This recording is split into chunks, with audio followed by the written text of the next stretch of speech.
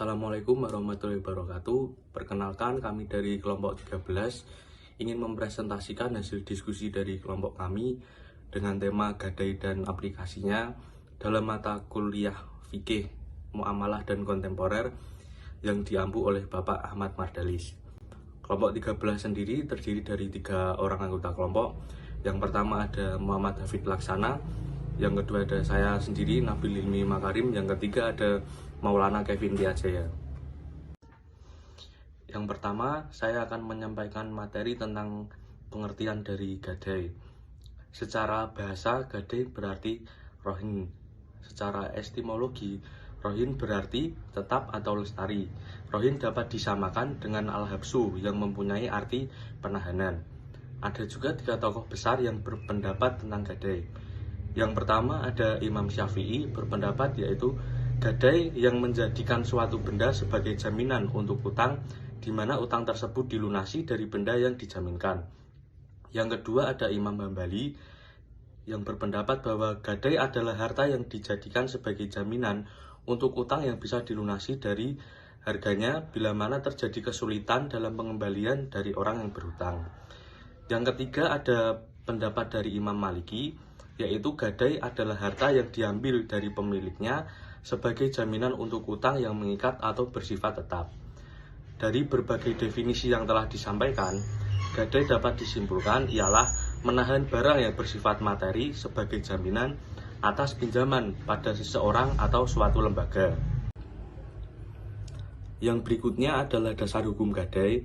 Yang pertama, dasar hukum yang bersumber dari Al-Quran terdapat pada Quran Surat Al-Baqarah ayat 283 dan dijelaskan bahwa gadai merupakan sesuatu yang diperbolehkan dalam Islam sebagai bagian dari muamalah.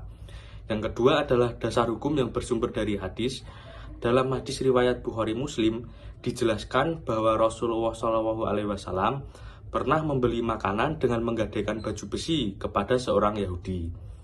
Materi selanjutnya akan disampaikan oleh rekan saya yaitu Maulana Kevin Tiajaya. Ya, materi yang selanjutnya adalah syarat gadai.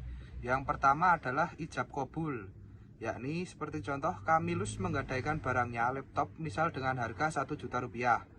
Dijawabnya, aku terima gadai kamu seharga 1 juta rupiah, untuk itu cukuplah dilakukan dengan cara surat menyurat saja. Kemudian tidak merugikan dan menyusahkan kepada orang yang penerima atau murtahin. Misalnya, orang yang menggadai tidak diperbolehkan menjual barang yang digadaikan itu sesudah habis masanya. Sedangkan uang bagi yang penerima atau murtadin gadai sangat diperlukan. Kemudian tidak merugikan pemberi atau rahin dan penerima atau murtahin. Misalnya memberi syarat, barang yang digadaikan itu tidak boleh dipakai dan diambil keuntungannya oleh penerima atau murtahin. Kemudian ada rahin yang menggadai dan murtahin orang yang menerima gadai. Harus dengan barangnya sendiri, tidak boleh wali menggadaikan harta anak kecil, misalnya kepunyaan temannya, anak panti asuhan dan lain-lain.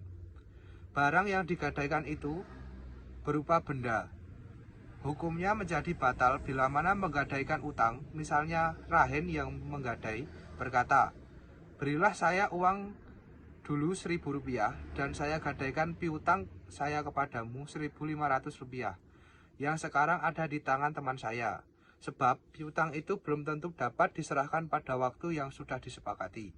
Kemudian ada rukun gadai. Yang pertama, orang yang berakad atau akid. Ada 2 macam. Di antaranya ialah yang pertama yang menggadai atau rahin, yang kedua orang yang menerima gadai atau murtahin. Kemudian ada makhdud alaih yang diakadkan, yakni meliputi 2 hal. Yang pertama, barang pegadaian atau yang digadaikan, marhun. Yang kedua, hutang yang karenanya digadaikan, dain marhun biih. Kemudian akad gadai atau sikhat. Ya, materi selanjutnya akan disampaikan rekan saya Muhammad David Laksana. Materi selanjutnya adalah barang yang boleh digadaikan. Yang pertama perhiasan, yang kedua kendaraan, yang ketiga barang elektronik, yang keempat alat rumah tangga, yang kelima surat atau dokumen berharga. Aplikasi gadai. Seiring dengan kemajuan perkembangan ekonomi, gadai bukan hanya berlaku antar masyarakat, melainkan juga antar masyarakat dengan lembaga-lembaga, misalnya bank dan pegadaian-pegadaian yang didirikan oleh yayasan, misalnya lembaga El Zawa di UIN Maliki Malang dan lain-lain. Untuk mendapat uang dari lembaga-lembaga tersebut, misalnya pihak El Zawa juga menuntut barang jaminan seperti SK dosen sebagai jaminan atas uang gadai. Demikian presentasi dari kami, kurang lebihnya mohon maaf. Wassalamualaikum warahmatullahi wabarakatuh.